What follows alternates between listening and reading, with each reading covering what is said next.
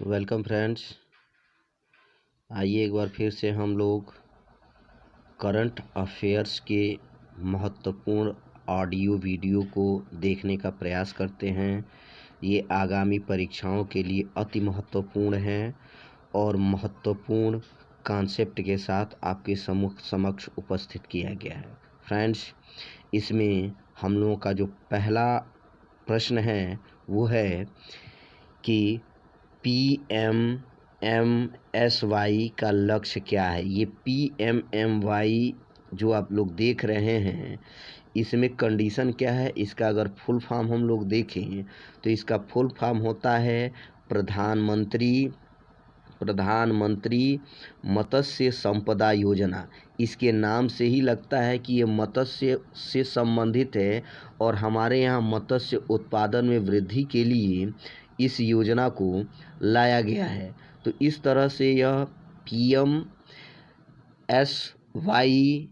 जो योजना है मत्स्य उत्पादन में वृद्धि से संबंधित योजना है।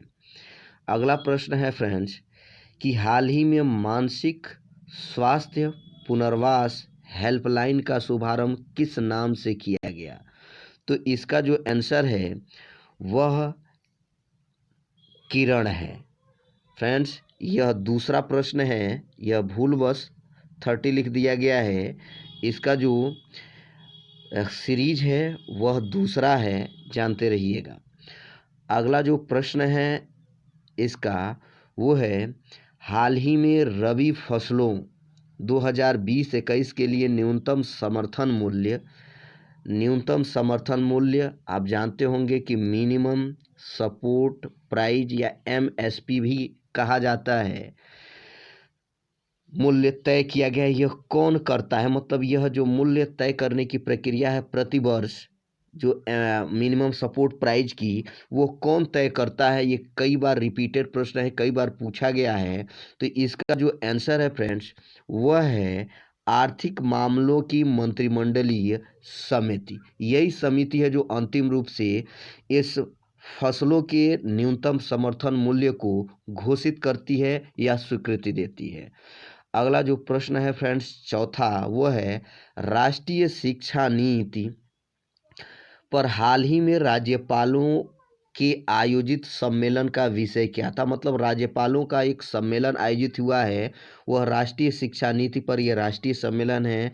इसका जो विषय है वो क्या है, तो विषय के रूप में आप लोग देख रहे हो, विषय है उच्च शिक्षा में बदलाव।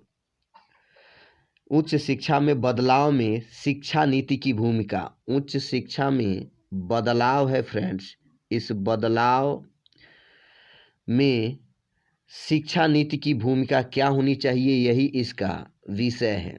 अगला प्रश्न है हाल ही में भारत की किस नदी पर भारत की सबसे लंबी रोपवे सेवा का शुभारंभ किया गया है। सबसे लंबी नदी रोपवे सेवा ये पूछा गया है। तो इसका जो आंसर है वो है ब्रह्मपुत्र नदी। अगर स्टेट की बात करें तो होगा आपका असम, या नवीन नाम है इसका, नया नवीन जो संशोधित नाम है वो है असोम। फिर अगला जो प्रश्न है राष्ट्रीय जनजाति शोध सम्मेलन का आयोजन हाल ही में किसकी अध्यक्षता में किया गया। तो इसकी जो अध्यक्षता किए हुए थे इस सम्मेलन की, वो श्री अर्जुन मुंडा जी थे। और यह इस समय कौन है, किस पद पर है, तो वे है केंद्रीय जनजाति मामलों के मंत्री के रूप में यह इस समय भारत सरकार में पदासीन है। फिर अगला प्रश्न है सातवां प्रश्न, केंद्रीय कैबिनेट ने हाल ही में मिशन कर्मयोगी, यह मिशन कर्मयोगी है कि इसकी शुरुआत की है या इसकी मंजूरी दी है। तो ये पूछा गया प्रश्न है कि इसका संबंध किससे है। तो ये है सिविल सेवकों से इसका संबंध है और ये लोग अपनी मातृभूमि अपनी संस्कृति से जुड़े रहें, अपनी जड़ों से जुड़े रहें और इस रूप में देश के विकास में अपना योगदान करें। इसीलिए यह मिशन कर्मयोगी को प्रारंभ किया गया है कैबिनेट केंद्रीय कैबिनेट के द्वारा। फिर जो अगला प्रश्न है वो ये है, देश का पहला चार्टर्ड प्लेन टर्मिनल की शुरुआत किस एयरपोर्ट पर किया गया है? तो ये है इंदिरा गांधी एयरपोर्ट। ये है इंदिरा गांधी एयरपोर्ट। यह टर्मिनल अलग से यहाँ पे स्टार्ट किया गया है, भारत में ऐसा पहला है। जबकि ऐसा चार्टर प्लेन के आने और जाने के लिए अन्य जगहों पर भी स्थान है, लेकिन यहाँ पर चार्टर्ड प्लेन के लिए अलग टर्मिनल को स्थापित किया गया है भारत में पहली बार, इसलिए प्रश्न महत्वपूर्ण हो गया है।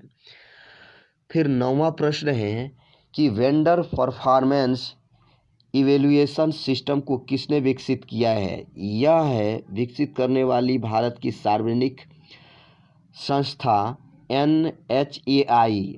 ये है national highway authority of India. यह भारत का राष्ट्रीय राजमार्ग, राष्ट्रीय नाम सुने होंगे, जितने भी हमारे हाईवे हैं नेशनल हाईवे, उन्हीं को कंट्रोल करने के लिए संस्था बनी हुई है national highway authority of India.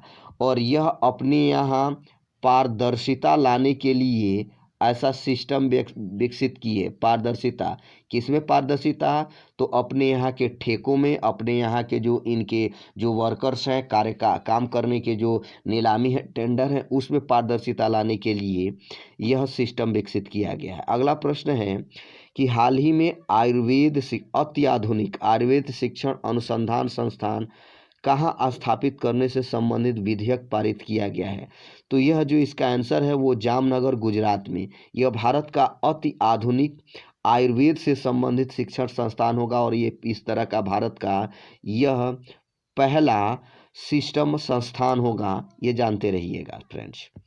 फिर 11वां प्रश्न है कि इग्निटी परियोजना की शुरुआत किसने की है? इग्निटी परियोजना क्या है या इसकी शुरुआत किसने की है? इसकी शुरुआत खादी एवं ग्रामोद्योग आयोग ने की है। और यह इग्निटी परियोजना क्या है? अति महत्वपूर्ण है, काफ़ी चर्चित रही है। इसको समझने के लिए आगे हम लोग आकर के देखते हैं। देखिए फ्रेंड्स, यहाँ पे लिखा गया है कि दिल्ली में इग्निटी परियोजना की शुरुआत हुई है।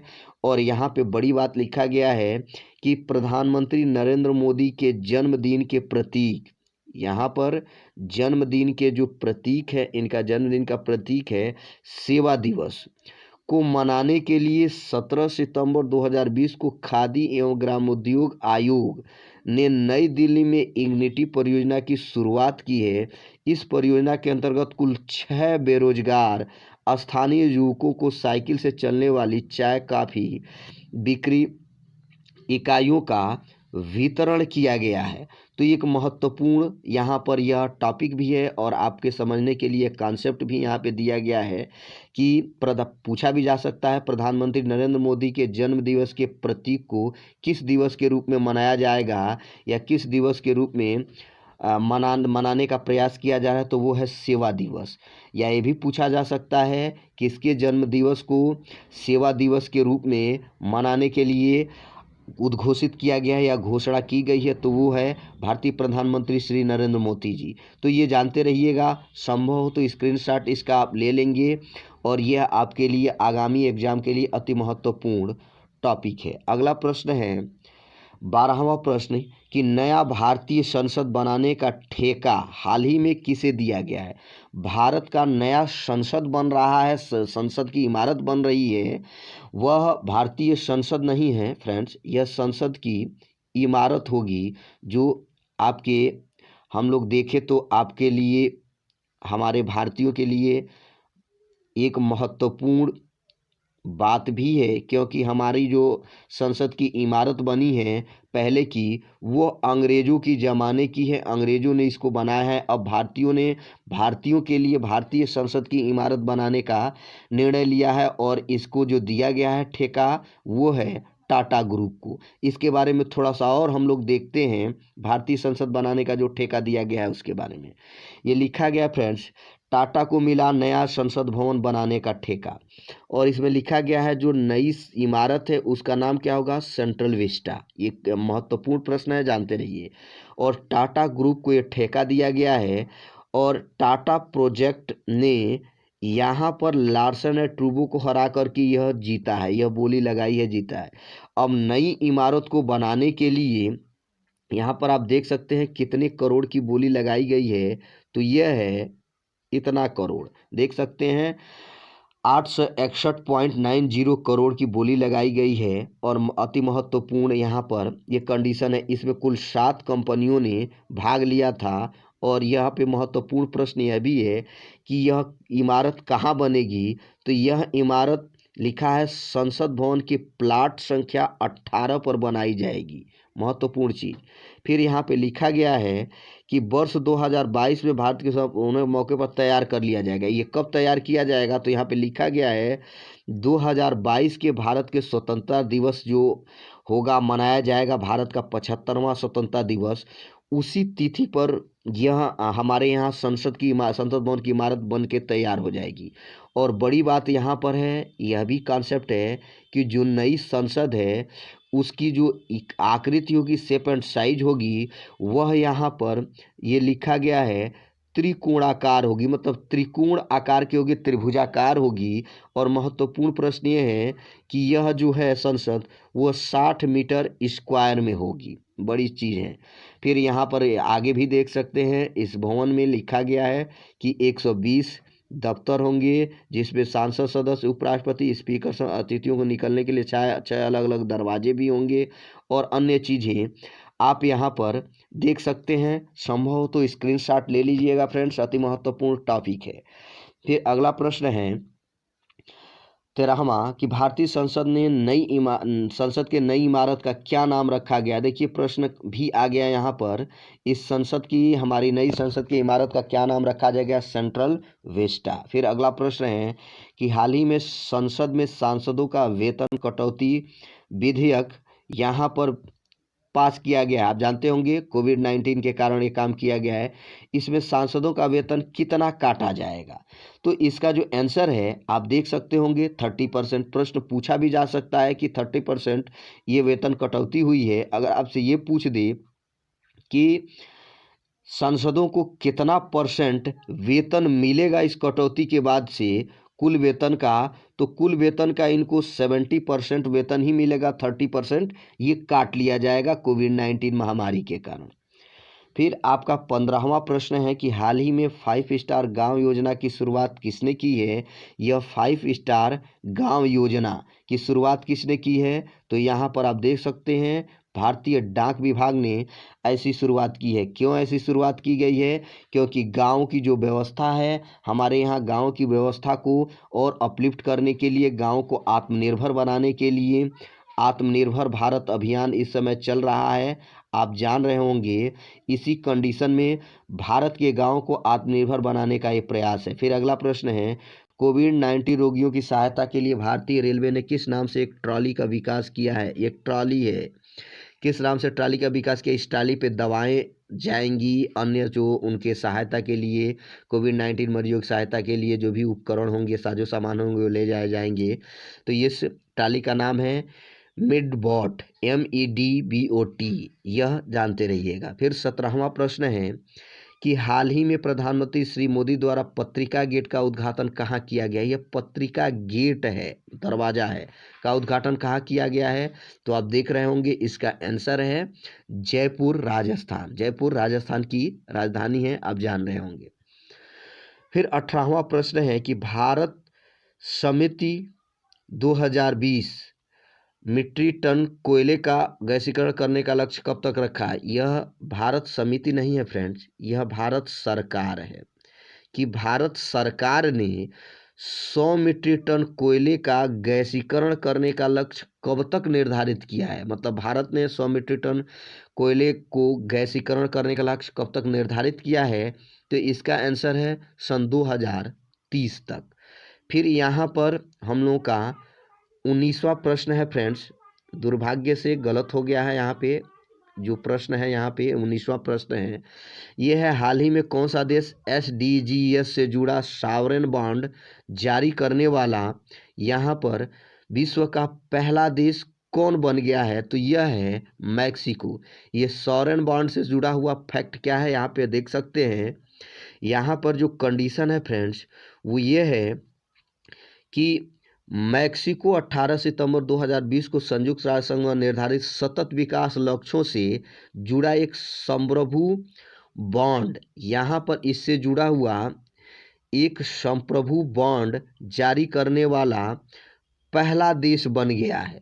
तो यह एक महत्वपूर्ण तथ्य है। इसने लिखा भी गया है कि इसने इस बॉन्ड से 750 मिलियन यूरो जुटाए हैं। तो यह यहाँ पर आपका एक महत्वपूर्ण प्रश्न है। अगला जो हम लोगों का जो प्रश्न है फ्रेंड्स, वह है इसके आगे ये 19वां प्रश्न था। इसके आगे यह 20वां प्रश्न है कि quality life of digital quality of life index 2020 में भारत का कौन सा स्थान है यहाँ पर। तो भारत का जो स्थान है वो यहाँ पर आप देख सकते हैं। सॉरी, ये प्रश्न गलत हो गया है। इसमें लिखा जाना चाहिए कि विश्व किस देश का प्रथम स्थान है, फर्स्ट स्थान पर कौन सा देश है। तो वो है आपका सिंगापुर। जबकि भारत के 4 ही शहर इसमें आ पाए हैं, वह भी 85 से लेकर के हाईएस्ट जो भारत की रैंकिंग है इसमें 85 है इस डिजिटल में। और जो 4 शहर हैं भारत के वो आपके दिल्ली हैं, फिर यहाँ पे कलकत्ता है, फिर हम लोगों का चेन्नई है, फिर यहाँ पर बेंगलुरु है। तो ये हम लोगों के 4 शहर हैं। फिर अगला प्रश्न है 21वां प्रश्न, ग्लोबल स्मार्ट सिटी इंडेक्स 2020 में प्रथम स्थान पर कौन सा है। अगर इसमें हम लोग देखते हैं तो प्रथम स्थान जो है वह सिंगापुर का है फ्रेंड्स। यह सिंगापुर का है। यह इसका आंसर गलत हो गया है। इसका आंसर सिंगापुर है, जानते रहिएगा। एशिया में स्थित है देश। फिर 22वां प्रश्न है, वैश्विक नवाचार सूचकांक 2020 की थीम क्या थी। तो इसकी थीम है, आप देख सकते होंगे, हु विल फाइनेंस इनोवेशंस। तो यहाँ पे कंडीशन है और यहाँ पर इस सूचकांक में पहला स्थान किसका है, स्विट्जरलैंड का है। और इंडिया का जो स्थान है वो 48 है। और बड़ी बात यहाँ पर ये है कि भारत अपना देश अंडर 15 में आने वाला, यह प्रथम बार यहाँ पे आने वाला देश बना है। मतलब भारत पहली बार अंडर 15 में आया है इस सूचकांक में। आप इससे जुड़ा हुआ तथ्य यहाँ पर देख भी सकते हैं। यहाँ पे लिखा है ग्लोबल, सीधे सीधे लिखा है ग्लोबल इंडेक्स है यहाँ पर। ये इसकी थीम ये है अभी जो हम लोग देख चुके हैं। और इस सूचकांक में स्विट्जरलैंड को पहला स्थान प्राप्त हुआ है, जबकि स्वीडन और अमेरिका को क्रमशः दूसरा तीसरा स्थान प्राप्त हुआ है। भारत को 48वां स्थान प्राप्त हुआ है। यह महत्वपूर्ण यहाँ पर आपको तथ्य दिया गया है। फिर यहाँ पर 23वां प्रश्न है कि हाल ही में मानव पूंजी सूचकांक 2020 किसके द्वारा जारी किया गया है। तो यह सूचकांक जारी किया गया है विश्व बैंक के द्वारा। फिर अगला प्रश्न है, देश का पहला बुलियन इंडेक्स किस नाम से लॉन्च किया गया है। तो इसका जो आंसर है फ्रेंड्स वो है बुल डेस्क। बुलियन मतलब जिसमें स्वर्ण की खरीदारी होती है, उससे संबंधित ये इंडेक्स था। फिर 25वां प्रश्न है, हाल ही में पीएनबी का डिजिटल बैंकिंग अभियान किस नाम से प्रारंभ हुआ। तो इसका जो आंसर है वो है डिजिटल अपनाएं। फिर आपका 26वां प्रश्न है कि हाल ही में उत्तर प्रदेश सरकार द्वारा विशेष सुरक्षा बल का गठन किया गया, यूपीएसएसएफ, उत्तर प्रदेश स्पेशल सुरक्षा फोर्स। यहाँ पर ये गठन किया गया, इसका मुख्यालय कहाँ होगा, लखनऊ। फिर आपका 27वां प्रश्न है कि हाल ही में केंद्र शासित प्रदेश जम्मू कश्मीर में कुल कितनी भाषाओं को राजभाषा का दर्जा दिया गया है। ये राजभाषा का दर्जा कितना दिया गया, किन किन भाषाओं को, और 5 भाषाओं को दिया गया है, ये कौन कौन सी हैं। इसके लिए आप यहाँ पे देख सकते हैं कि लिखा गया है कि 5 भाषाओं को जम्मू कश्मीर के राजभाषा बनाने का मंजूरी दी गई है केंद्रीय मंत्रिमंडल के द्वारा। फिर इसमें यह भी कहा गया है कि इसमें कौन कौन सी 5 भाषाएं हैं, कश्मीरी है, डोगरी है, हिंदी है, अंग्रेजी है और उर्दू है। ये 5 भाषाएं हैं, याद रखिएगा फ्रेंड्स, अति महत्वपूर्ण फैक्ट था। फिर 28वां प्रश्न है, हाल ही में किस देश ने विश्व का सबसे बड़ा सौर वृक्ष विकसित किया गया है। तो ये उपलब्धि हासिल करने वाला भारत है। और सौर वृक्ष के संबंधित यहाँ पे तथ्य है कि केंद्रीय यांत्रिकी अभियांत्रिकी अनुसंधान संस्थान ने विश्व का सबसे बड़ा सौर वृक्ष विकसित किया है। और ये कहाँ है? यहाँ पर पश्चिमी बंगाल के दुर्गापुर में स्थित है फ्रेंड्स।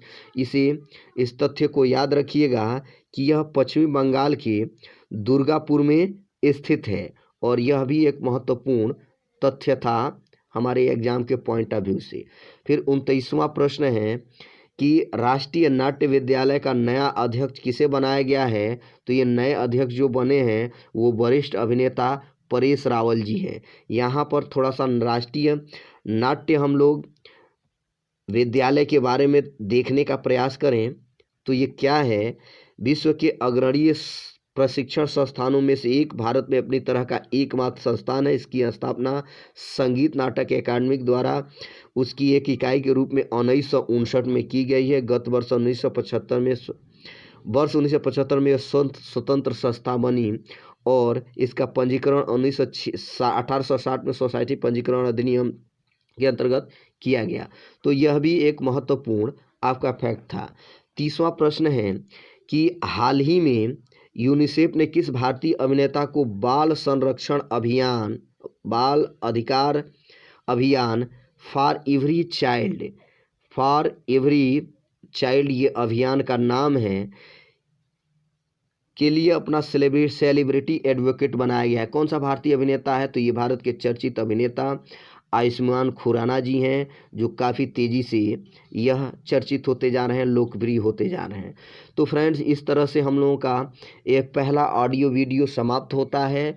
और इस महत्वपूर्ण प्रश्नों को याद रखिएगा और महत्वपूर्ण अपडेट और ट्रेडिशनल जीएस करंट अफेयर्स के लिए बने रहिए हमारे चैनल पर। यदि सब्सक्राइब नहीं किए हैं तो प्लीज़ सब्सक्राइब कर लीजिएगा।